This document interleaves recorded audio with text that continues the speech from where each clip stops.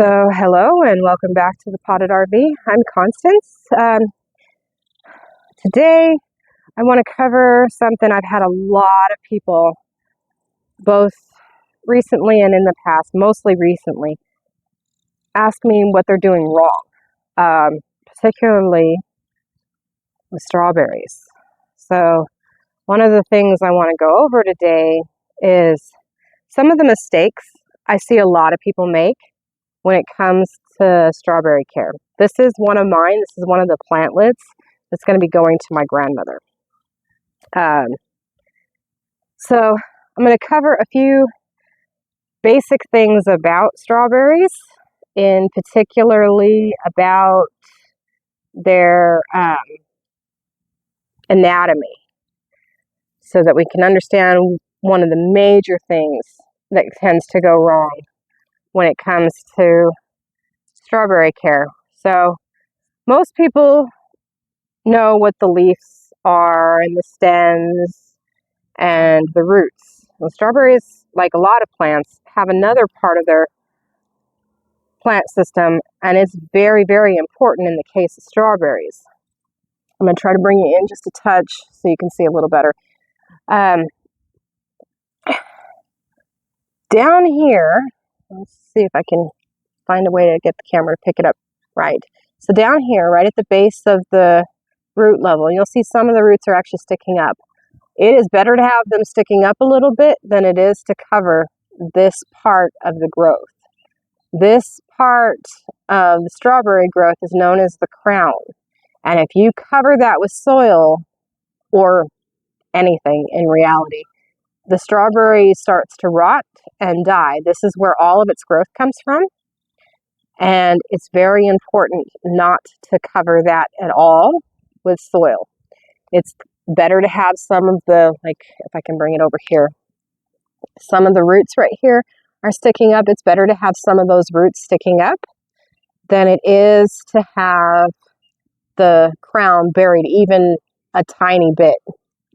It is very important to keep that crown above the soil level. So another thing that a lot of people don't realize is you have this part right here, which has a major stem coming up, and then the fruit comes out. The flower almost always sticks straight up, and as the fruit steadily ripens, it slowly curls down to the ground. That's perfectly fine. It's one of the reasons why strawberries do really well in containers, because it keeps the fruit from touching the ground, because it starts to develop standing straight up like this. And as it ripens, it comes down. So that's a common one that I see a lot of people get all concerned about, and they have their fruit just kind of get rotted at the base of the soil, and then they wonder where they went wrong with that. So this one, because I'm going to be taking it to my grandmother in a few days, actually. I'll be headed to Colorado for just under a week to spend time with my mother and my grandmother. Actually, two of my grandmothers. But this one does need to be up potted. If it picks up on the camera, you can see where the root system has really overdeveloped this little pot. I rooted it into this pot, just honestly not expecting it to quite do as well as it has done. So it does need to be up potted before I take it. Otherwise, it's liable to choke on me before I get to Colorado to give it to her. So I'm going to go ahead and remove one leaf that's not doing so well, just so that the plant doesn't sit there and try to save it. And then I leaned towards potting it into this one because the soil's a bit softer, but I think I'm going to use the soil that's in this and actually pot it into this one. But I got to remove this hot mass of wood material because the soil that I used in this one was very, very woody. Strawberries like a mildly acidic soil. They're not really heavy acidic like blueberries are, but they still want it a little bit more on the acidic level. A lot of berries do. That's pretty common with berries. Let's pull this up a little bit, make sure I've got major stems. So the reason why I'm removing as much of the wooded material as I can from this and using the soil from this one, which is mostly cocoa coir. And this one's mostly cocoa coir. This one is garden soil, which garden soil tends to have a lot of wood material in it, is because as wood decays, it traps nitrogen for a little while. So with this already fruiting, I don't want anything trapped that I can avoid. So I'm going to move as much of that over as I can that had a lot of wood chips and whatnot on it, because it originally had a ginger root in it. The ginger root decayed. I think something got a hold of it and I wasn't seeing it, but it decayed. So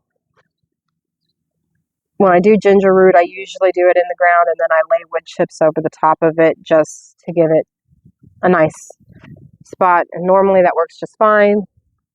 I have never grown ginger root in this climate, so it was a test. It didn't work this time, so I'll be trying a different one down the road on how to handle those. So I'm going to put a little bit of the softer soil in here. And I'm going to bring you down just a touch so you can see a little bit more what I'm doing, because you don't need to see my face as much as you need to see what I'm doing. So I want to make sure I've got this down deep enough that this pot's going to fit in here just fine. So we're not deep enough yet. My grandmother had told me she didn't really care if I potted it. It won't make it if I don't do it soon. It has very little soil left and it's mostly roots. So it's time. And I knew it needed to be done. So another mistake I see a lot of people make with strawberries is they overwatering. Like my son helped me overwater them this time around, but I'm normally really particular about the amount of water strawberries get. You think because they're a fruiting plant that they need a lot of water, and they do to a degree, but they're very easy to overwater too. They want a lot of organic material, which is why one thing, let's see, I'm already going to brush that off. One thing that a lot of people will tell you is spent mushroom compost is a good one to plant them in. It is. They definitely like the amount of organic material that's in mushroom compost. And that's typically what I use to plant it. But as you can see, as I'm planting this down, I'm being very, very careful not to overplant that crown. Do not want soil on that crown at all. So it's very important to keep that crown very clean of soil. Overplanting that crown will kill your strawberry real, real quickly. And for some reason, you're suddenly leaning funny, but that's okay. This will give it plenty of room. We're going to quickly water it in. I always water in every plant I plant. It's habit for me, unless the plant is really heavily saturated. I've had a couple of them where these pots just aren't draining correctly, and my husband and I have had to go in and puncture more holes into them to get them to drain right. And that's okay too. I don't mind that. But in doing so, they do have to be potted. Now I used this strawberry as an example of in my thumbnail. This is a dead strawberry plantlet. It's completely dead. It is not from overplanting the root system. They sprayed a weed in feed, and they're usually really, really cautious here about not getting too close to my potted plants. But because they had done so before they went through and took the weed eater along it, one of the landscape guys didn't realize that I had a few small potted plants down there, and he'll usually tell me if he's doing it because I have small potted plants, but he didn't see them. So he sprayed this died from herbicide. This one also got hit with it a little bit, and I'm grateful that it didn't end up being too serious of a problem. I was really concerned that I was going to lose all of them. I actually lost 2. This one is doing okay, but I needed an example of a dead and dying strawberry. So herbicides are another thing the strawberries do not like, and this one had nice roots all the way through it. It was well situated, and it's not from being dry. This is still quite moist soil. It's not a drying issue. It's just what happens. That'll end up going in the compost because that's what I do with them when that happens. It is hot, so I'm sweating really, really good. Joys of the South. Although this is more Midwest than South, but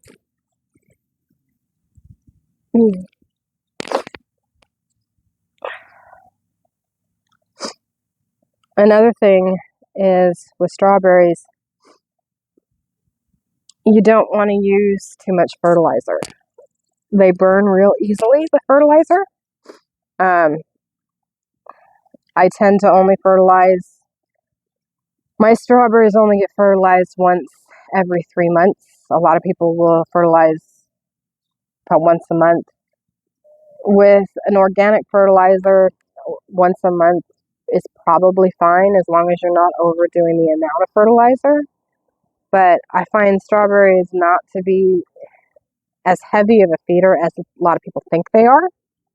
They are heavy feeders, but they're not as heavy as like tomatoes. Tomatoes are very heavy feeders, and all my tomatoes are due for fertilizer again. I gotta grab the water so I can get those watered in. So, one thing about it this time of year, if you're watering outside and you're using a waterer like this, they're great, but the one thing is, especially if your hose is out in a regular part or black like mine is, run the water for a few minutes before you put it on your plants, because the water in that line is hot. It can actually scald and burn you. So stand up so I don't get so wet. So I try to underwater as best I can by not getting the leaves wet. That's very difficult with the wind around here, but I try to. And this is one of the reasons why I try to do it. And one of the reasons why I do deliberately water them in is, especially with strawberries, because like this leaf right here has dirt on it. I can see that. I can rinse that off so I don't end up damaging the leaf on it. One of the biggest mistakes I see, in all honesty, was the first one I brought up, and that's the reason why it was the first one, and that's burying that crown. But another one is the wrong kind of soil. You don't want wood chips in there. You do not want to. I know a lot of people like to mulch their garden beds, and I do on some of my beds. My strawberry beds are not one of them, because that mulch can get wet and stick to those crowns, and if it does, that plant's going to die. My suggestion with strawberries is to basically, once you've got them established, leave them alone. They will spread on their own, and I'll bring you over and show you. As mine, because I had to transplant them at the wrong time of year. June is just not the right time of year. I have lost some of them, but they'll quickly bounce back just by natural spread. And they do spread quite nicely, and I will bring you around to let you see those. And we'll go over some of the things you can do in regards to those. So this is now fully transplanted. And as you can see, its crown, and I'll bring it as close as I can get, its crown is leaf. Okay. Its crown does not have any dirt or soil sticking to it. That's very important when you plant those. And you don't ever want soil getting up on them because they will drown. All right. So this right here is my strawberry beds. And one thing about it is this one back here is the one that was overwatered, and it has pretty much snapped back. It's now in bloom and being pretty again. This one had not been overwatered, and my cat decided she was going to lay in it at night, and that is why I lost so many of them here. But if I can get in around here, it's not easy to get into this one. Because a lot of the pots and whatnot are here too. And if I can get into here and show you, where am I? Okay, there I am. So you can see these crowns have gotten soil up around them.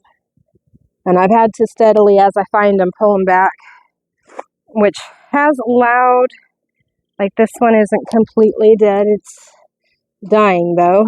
And if it snaps back, that's fine. But this one right here had been doing the same thing, and I was able to pull it back and save the entire plant. That, in turn, has allowed this one to throw off a lot of little runners. And these little runners is one thing that drives me crazy. This was still attached to the plant, which is why it's still alive, but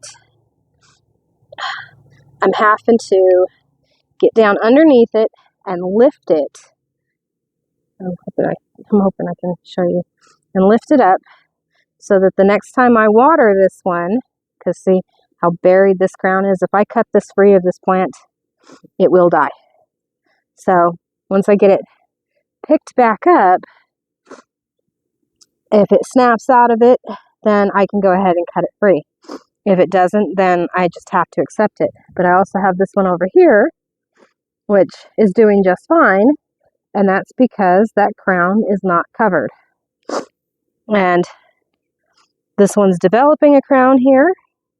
Once it develops a crown and roots down, if it's successfully in place, I will cut it free. This one right here is the end of another one, and it's developed a crown. So as soon as it roots down, I'll cut it free. This one right here is fully developed, and I could cut it free now, but it has some other runners coming from it that I want to root down too.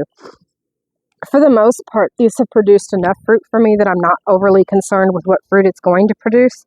I want it to throw its runners because I've lost so many of its crowns that throwing out its runners and getting more plantlets is worth it to me. So that's my main focus for this right here. But I'm always having to check those and keep soil off those crowns so that they will continue to develop. Because if I cut them free while the soil is up around the crowns, the same thing that happened to the adult plants will happen to the baby plants. This one was the one that was in the pots, and it is fine. And that's because I didn't have any issue with this one being right up front. I didn't have any issue with it being too difficult for me to get back there and put the soil in. A lot of these two my husband had to help me with, and he is not as cautious as I am, and I honestly will never say that to him, that I think we both, in his trying to help me, got soil up around them.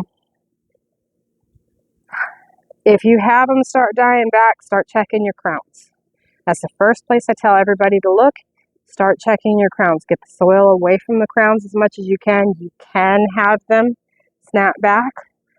Now, you might lose some of them, but you'll at least keep some of them alive, like this one here is snapped back, and that's because I pulled the soil away from the crown. That soil is very important, and that's the major thing that I tell people when it comes to strawberries, is those crowns. Watch those crowns as closely as you can. It's very important that you keep an eye on those crowns. So, it's hot. This is not my normal time for recording. My normal time to record is usually in the evening, and that's because of how hot it gets here. I'm going to go ahead and close this one up. I hope you liked this video. If you did, please like and subscribe, and I'll see you on the next one.